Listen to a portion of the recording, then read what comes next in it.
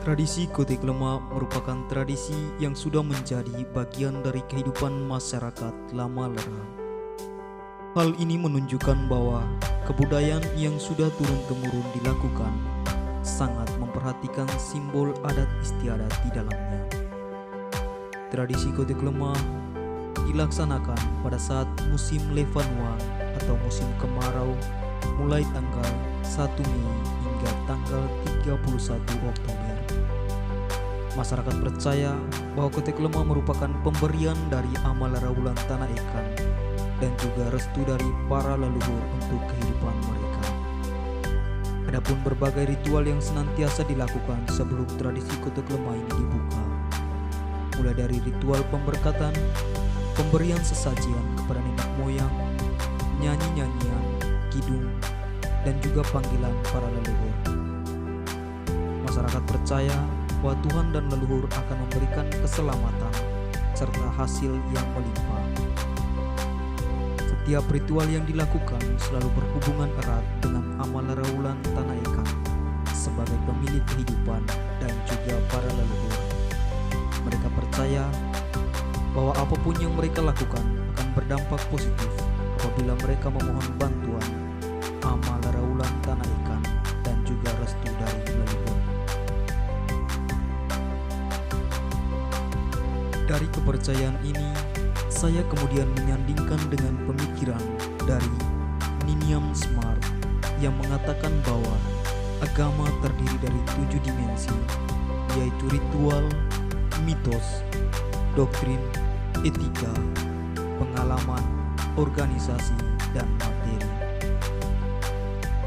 Pada dimensi yang pertama, yakni dimensi ritual, sebelum menangkap ikan paus, ada beberapa ritual yang harus dilaksanakan, yakni dimulai dari ritus pemberian sesajian kepada leluhur di gunung atau ritus pausora. Kemudian ritus memanggil para leluhur untuk pergi ke laut, yakni Yegerek. Ini dilakukan oleh suku-suku tertentu.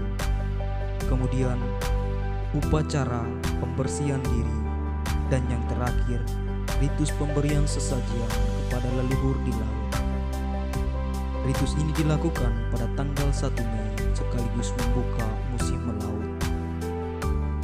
Dimensi yang ketiga itu mitos. Mitos dalam kepercayaan ini adalah masyarakat percaya bahwa ikan paus atau Kotek Lemah merupakan pemberian dari amal rawulan tanah ikan dan juga dari leluhur yang telah meninggal. Mereka percaya bahwa jika ada orang yang mati di laut saat menangkap ikan Kotek Lemah, itu berarti ia memiliki masalah dengan leluhur yang belum terselesaikan.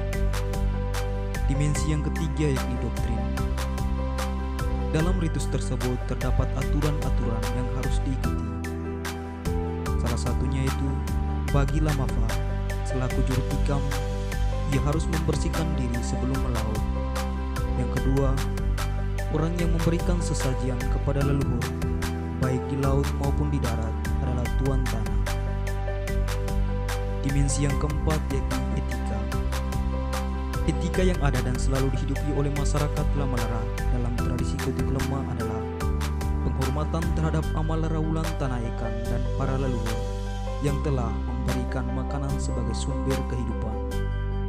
Selain itu juga, masyarakat menjaga alam secara khusus laut dengan membatasi penangkapan ikan atau Kotek Lemah yang terjadi dari bulan Mei sampai Oktober. Dimensi yang kelima yakni pengalaman. Pengalaman spiritual yang diambil oleh masyarakat adalah pengalaman berkomunikasi dengan para leluhur yang telah meninggal di laut.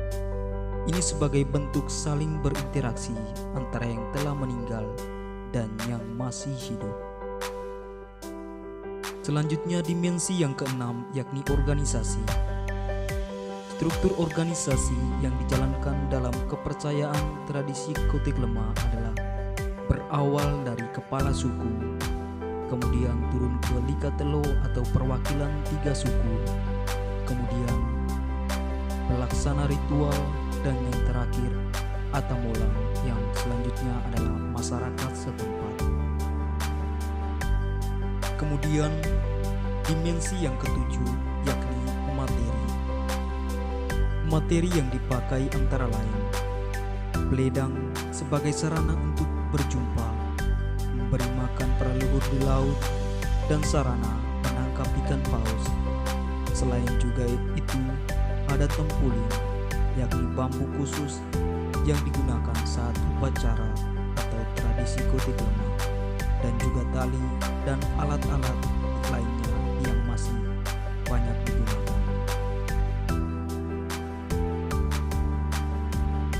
Dalam pandangan Michael Palmer, tradisi kotek lemah dapat dikatakan masuk dalam golongan animisme karena segala sesuatu itu memiliki roh, termasuk alam dan benda mati. Misalnya saja upacara seremonial, ledang, pemberian sesajian kepada leluhur melalui perantaran batu atau pohon-pohon.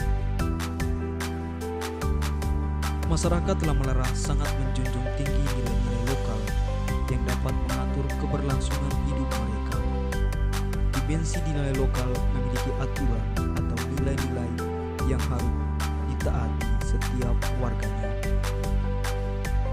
Dengan mematuhi nilai-nilai yang ada, masyarakat Lamalara dapat mengatur hubungan mereka yang baik dengan Amalara Ulan Tanah Eka, dengan sesama, dengan leluhur, dan juga dengan alam cipta.